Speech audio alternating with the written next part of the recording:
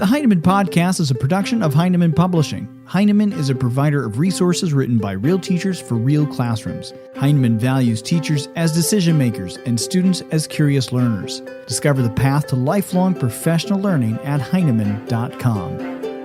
Heinemann is dedicated to teachers. I'm Brett from Heinemann. How do we address the gaps between formal assessments and really knowing our students as readers? In her newest book, Understanding Texts and Readers, New York Times best-selling author Jen Serravallo narrows the distance between assessment and instruction. On today's podcast, Jen shares a story from Understanding Texts and Readers where she worked with a reader who was baffling her teachers and struggling with comprehension. Here now with a special read aloud is Jen Serravallo. I met Vanessa in her 4th grade classroom. Press-on nails, rainbow-striped hoodie, glasses, a glowing smile.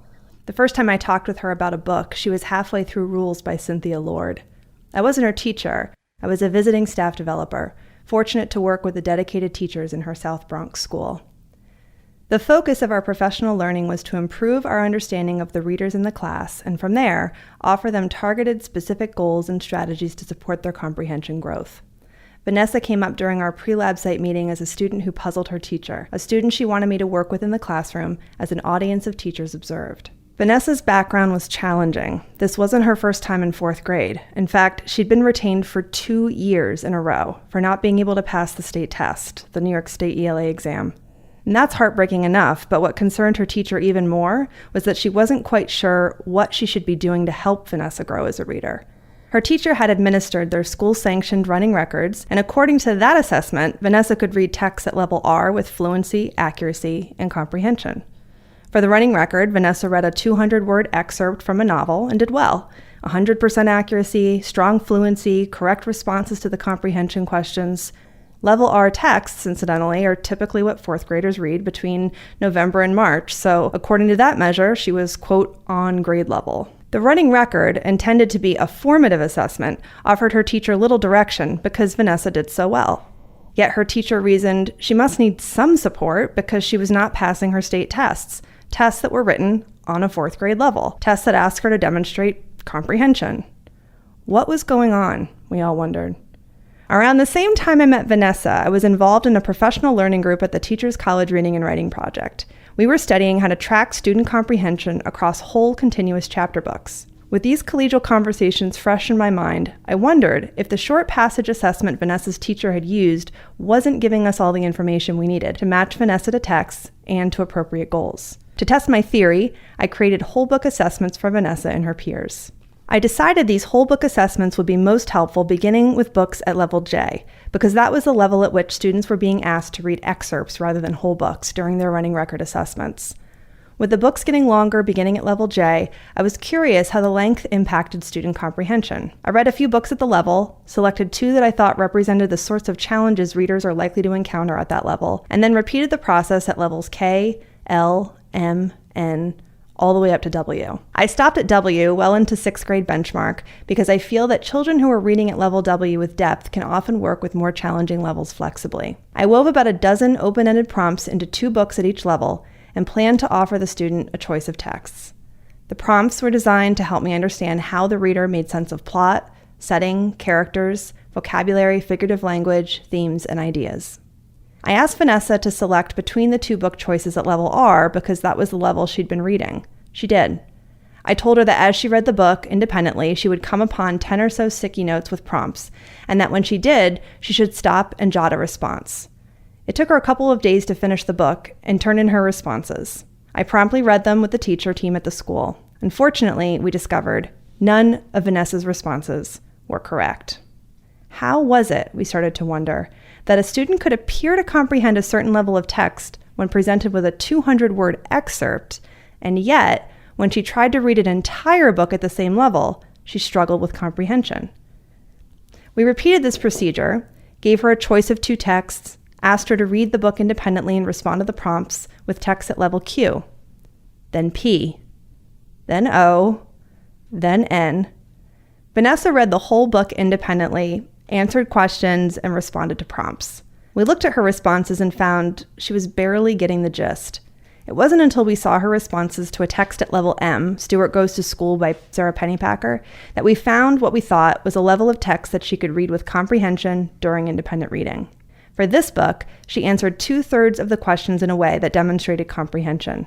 A few questions were still tricky for her, questions that asked her to retell important events, put things in sequence, and connect causes and effects. All of the questions that challenged her were related to plot and setting, and so that became her goal. Going forward, she'd practice strategies for helping her with retelling, sequencing, and synthesizing as she read many books at or around level M. More on this later, but for now, it's important to note that we did not limit Vanessa's choice to just one level. Just to recap, Vanessa was a 4th grade student reading at a 2nd grade level whose age would have put her in a 6th grade class. We started to wonder about the discrepancy between the level on which Vanessa demonstrated comprehension on a running record and the level she showed understanding in a whole text. Was this wide gap the difference between M and R a fluke? Or were many kids attempting to read books that they weren't actually comprehending? I asked all of the children in the class to select one of the books with prompts on sticky notes to read, asking them to select between those books that were at or around the level at which they demonstrated independence on the running record. After looking at their responses and repeating the assessment at lower levels as necessary, I found that on average, students could read the short running records with accuracy, fluency, and comprehension at about 2 reading levels more complex than what they showed they could comprehend with this assessment. Why this discrepancy between comprehension on short texts or excerpts and long texts? One possible explanation is that when students read chapter books, they need to track the plot over dozens of pages, possibly over days, infer about characters, and notice how they change over many pages, interpret a theme from a whole book. This thinking that readers do across many pages and days can be assessed only when students are reading whole books, and the current short text assessments used widely in today's classrooms offer a limited view of what readers are able to do. I was curious to see if what we found with Vanessa and her classmates would be true in other schools, so I sent chapter books with embedded questions and prompts to dozens of schools across the country. Hundreds and hundreds of student responses were mailed back to me, and I pored over them one summer with a volunteer group of educators from the tri-state area. Our findings were consistent with what we'd seen in most of that South Bronx 4th grade class. When looking at whole book comprehension, students typically demonstrated strong comprehension in books about 2 levels lower than a short passage running record indicated.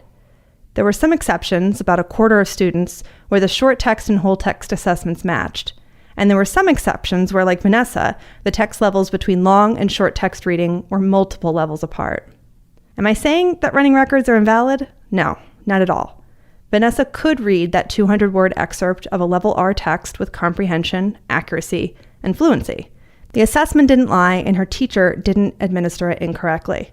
But when she read a whole text, the longer text pushed her beyond her current skill level when it came to memory, sequencing, and synthesizing, and suddenly interfered with her ability to completely comprehend. The running record was evaluating a different reading task than the one required by a whole book. After learning so much about Vanessa, her teacher and I decided that we'd help her select books that were shorter and less complex than what she'd been reading. We offered her strategies over time in conferences and small groups that helped support her with the goal of plot and setting.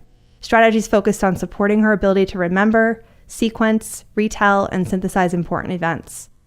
After she'd read several books at and around level M, we supported her practice in texts at and around level N, then O, then P, and so on throughout the year, always checking back in on her comprehension and how she was making sense of plot, setting, character, vocabulary, and themes. With practice, she got comfortable with retelling and summarizing. As she moved into more challenging texts, she started working on strategies for new goals that matched what she needed at the time. The story has a happy ending. Vanessa passed her 4th grade test that year with flying colors. More importantly, though, she became a reader. She was engaged, excited about books, and chose to read outside of reading time in school. She pulled me aside later in the year and said, "Miss Jen, I get it now. When you say make a movie in your mind, you mean that you can actually see it in your mind like a movie. I see it now." Vanessa's story can teach us a number of important lessons about reading instruction, each of which will be explored in this book. 1. Comprehension is not fixed. It's fluid, based on a number of factors. 2. The level of text that a student can read depends on multiple variables. 3. Text leveling isn't a perfect science. 4. Matching books and readers is not as simple as it might seem. 5. One single assessment often doesn't give us the entire picture. And 6. Responsive instruction is crucial to the development of readers. Our thanks to Jen Serravallo for her time today. In understanding text and readers, Jen simplifies text complexity and clarifies comprehension instruction. She begins by untangling the many threads of comprehension, levels, engagement, stamina, the relevance of text, and more. Understanding Text and Readers is available for pre-order now on Heinemann.com, where you can also download the sample chapter, which includes today's story. Be sure to join the Reading and Writing Strategies book community on Facebook. You can also follow Jen on Twitter at @JSerravallo. We'd love for you to subscribe to the Heinemann Podcast on iTunes, Google Play, Spotify, and pretty much anywhere you can stream a podcast. That's all for this week. Thanks for listening.